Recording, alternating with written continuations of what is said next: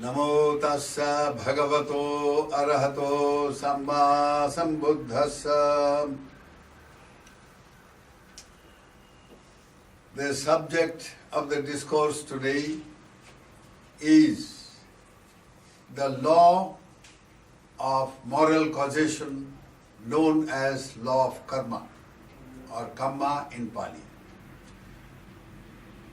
Last time we mentioned, I will recapitulate briefly, we mentioned about spiritual life starts with knowing oneself. Know thyself. This is the key to spiritual development. And to know oneself, one has to know what is the content of that oneself. By knowing oneself, one has self-control. One can control oneself. And by self-control, one can bring about self-improvement, purification of one's inner life. And by bringing about purification of inner life, one brings about transformation of oneself and becomes an enlightened being. So this is the process of spiritual development. Now, this process of spiritual development starts, is it, with knowing oneself.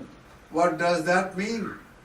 It simply means know your action. Ultimately, life can be reduced to, or it boils down to, action. Action is threefold: bodily action, verbal action, and mental action. And now the whole life ultimately boils down to that. If you see, from morning till night, what we do, you see, as a being, a living being, either we're physically engaged or verbally engaged or mentally engaged. Either we think or that is translated into speech, we say, and translated into bodily action, we do. So this is all that happens during the whole day. So life boils down to this action. Now if we understand action, the potency of action, the power of action, then we understand ourselves. This is the logic, very simple yet very profound. The entire structure, the entire edifice on which the Buddha's teachings are based, that structure lies on the foundation of the knowledge of action. That, you see, we are beings produced by our action. Kamma saka satta, kamma dayada satta, kamma yoni, kamma bandhu, kamma patisaranu. Yang kammang karisyanti, tasya dayada bhavisyanti satta iti, said Bhagavan Buddha. Beings are their own owners of their own actions. Kamma saka. They are responsible for their action. They are the owners of their actions, meaning that they are responsible for their actions. They are the heirs of their actions. They are produced by their actions. Kamma bandhu, kamma yoni. They are born of the womb of action. That is where life starts. Kamma bandhu, kamma alone ultimately is one's friend, one's protector. And or the opposite, one's enemy. then Kamma Patisarano. It's only Kamma that constitutes one's source of protection, one's refuge, one's shelter of peace. Yang Kammang Karisanti. Whatever actions a person does, good or bad, tassadayado bhavisanti. You see, kalyanang va, papakang va, whether good or bad,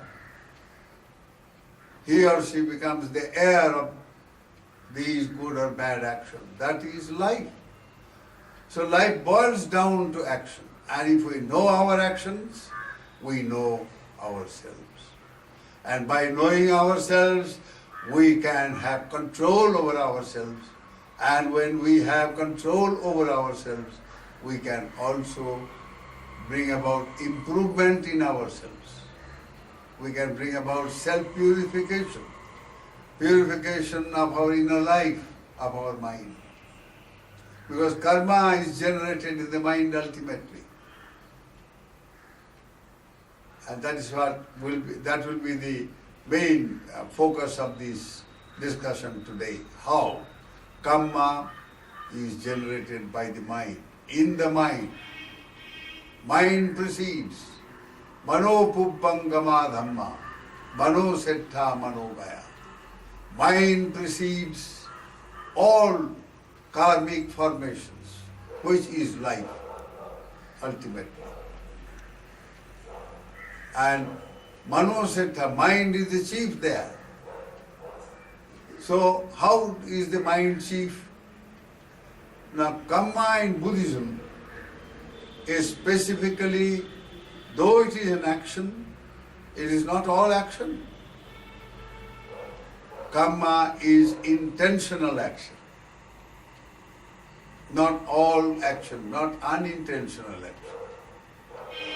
So here it has to be very clearly understood that by the word Kamma in Pali, it is meant intentional action.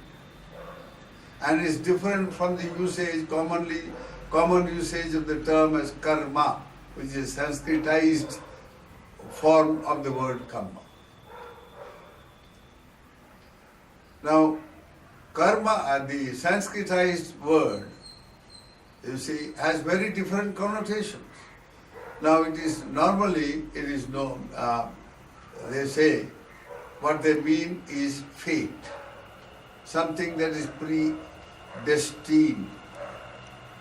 Karma, my karma. I gave an example last time, I will repeat it again. Once I had the pleasure of visiting the jail which is right in front of the monastery here, and there was a person called Krishna who had literally wiped out a whole family in Gandhinagar here. So I asked him, why have you done this? So he said, oh, it is my karma, I am destined to do this. God has willed it. So here, by the word karma, what he means is that he is destined, he is predestined, it is his fate, and that fate has been created by some external body, some external agency called God. Now in Buddhism, these ideas are totally rejected. There is no such thing as an external agency who wills our fate, or there is no fate as such. Karma is not fate. Karma is action which is capable, which has a potency, the capability of producing a certain result. And the result ultimately is nothing but what our destiny is. We are the creator of our own destiny. There is no other external agency who creates our fate or our destiny. No.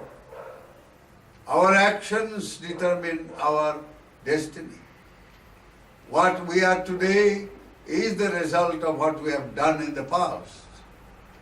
And what we will be in future will also be determined by how we act now. The way we conduct ourselves, the way we act, that is to say, the way we think. Karma starts with thinking in the mind. And how? That I will explain in this discussion. Now, the way we think gets translated into the way we speak. Our verbal behavior. And the same thing, from the thinking and speaking arises the way we bodily act. Our actions. So, this karma arising from the mind determines our future, our destiny. It is the creator of our destiny. How it starts in the mind is the next point, and very, very crucial point indeed. Karma, as I mentioned, is intentional action, not all action. It is volitional action, an action which has been distinctly willed. So ultimately karma means will, volition, intention. So, will is a mental constituent. It's a component of the mind, of the consciousness. It arises with the mind, it passes away with the mind, and it continues along with the state of consciousness, mind. So the Buddha said, ultimately, Kamma means will. Chetanahang bhikkhave kammang vadami. Chetayitva kammang karoti kayena vachaya manasa. Hey bhikkhus, O bhikkhus, I say that Kamma is volition. For it is, or will, for it is by willing that a person performs an action through body, speech or mind. So karma, or rather kamma, boils down ultimately to just will. When you will to do something or say something or think, that becomes kamma, and that is intentional. So will or volition is a constituent of the mind. It's a component of the mind. So, that being the case, kammas are generated in the mind and is a part of the mind, basically. Once you understand that, then there is no problem. So, the definition of karma therefore can be put in this way, that though kamma is an action, not all actions are kamma. So all actions are not kamma, but all kammas are actions. There is a great difference in this. So now the idea of a fate or a predestined fate, you see, is totally alien to this idea that kamma is will, volition, intention. And whatever one intends to do, you see, that has a potency, a power, and that potency translates itself in the form of a capacity or capability to produce a certain result. So it is this potency of the karma that enables a karma to produce a certain destiny in the future. Now with this volition, it's not just the volition that determines, but there are other factors called causes, root causes. But before I tell you about these root causes, let me tell you a story about the difference between an intentional action and a non-intentional action. This is a story, and it happened, let us say, in an Indian princely state during the British time. Now, in the capital, in a certain capital of a princely state, there is a big building owned by a princess, an old lady, and a very well known and very much respected and so on. So she was sitting in the veranda outside, that somewhere in the third or fourth floor of the palace, palatial structure, and she had a cold. So she was reading a book, and so she happened to cough, and then to relieve herself, she just spit out. Instead of spitting out into the spittoon which was by her side, because she was engaged in something else, she just threw it. She spat, and that spittle went and landed clean on the head of a police officer, right in front of that palatial building. He was there on duty, and he was wearing one of those police hats, and he was a Britisher. Now this bit of spittle went and landed on the top of the hat, and that made a sound. So this officer took out the headgear, the topi, and he saw the spittle, and he was enraged. His face became red, and he said, "I'm going to shoot the person who has done this." So, but there were some other policemen with him, police officials. So they said, "You can't shoot. This is a princess's house. If you shoot tomorrow, you'll be hanged. So cool your head and do what is right." That is how he went inside, and he saw the officer in charge of that particular establishment, and he said, "Look at this in my head. I'm going to, frame this person. I will book him or her." He said, wait, let me see, it may be a servant or somebody. He went and up and found out that the princess herself has done this. And he said, "Well, there is a police officer there, he's absolutely enraged and he wants to book you."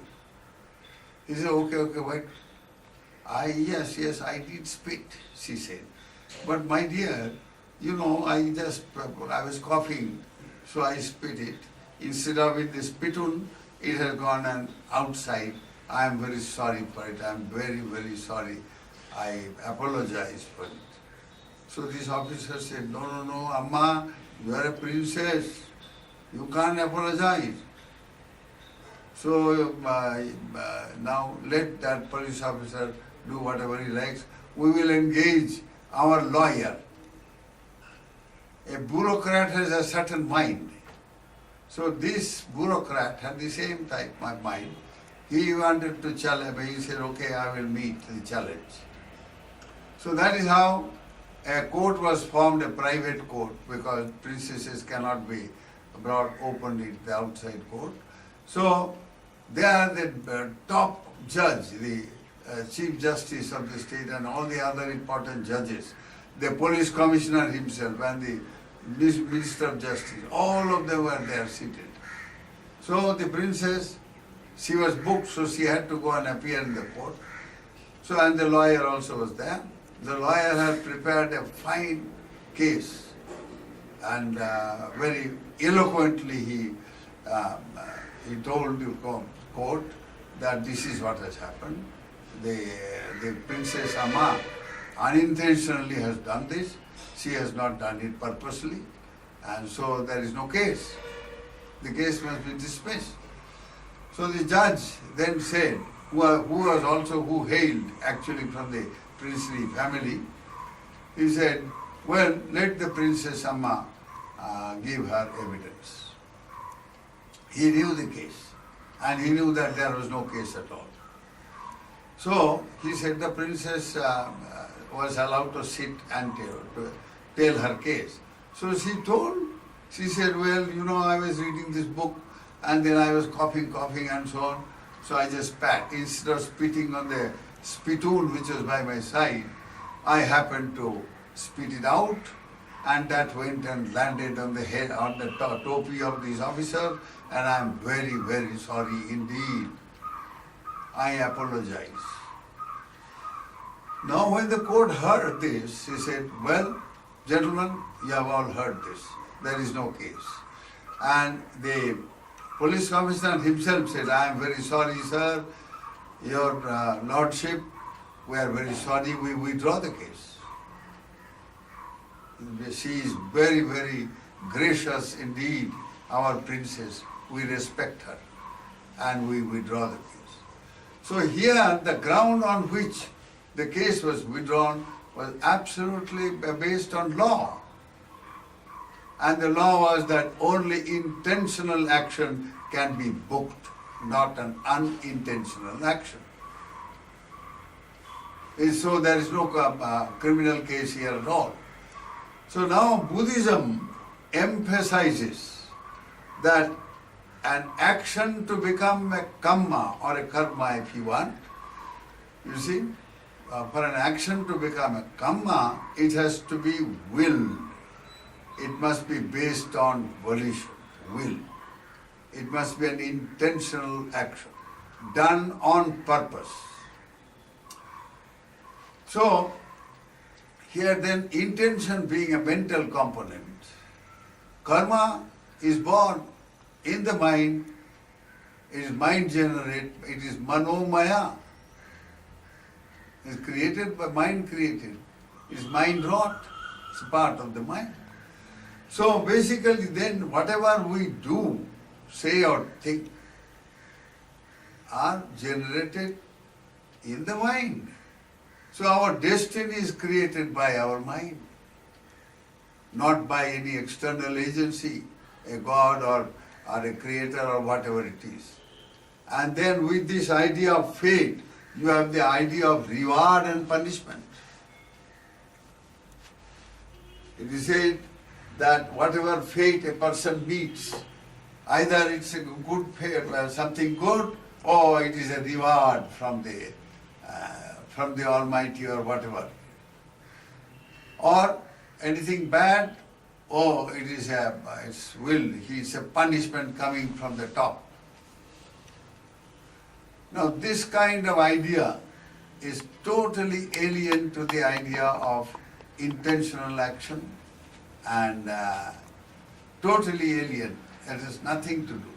So Kamma in Buddhism comes under Kamma Niyama. That is to say the law of moral causation, law of Kamma. It's a law which simply means that it is self-sufficient, it is autonomous, it works on its own, it cannot be manipulated, and it works on its own, is self-sufficient. So that being the case, now Kamma has to be understood very clearly that first of all, it's a mental factor called intention. Secondly, there is a seed of karma.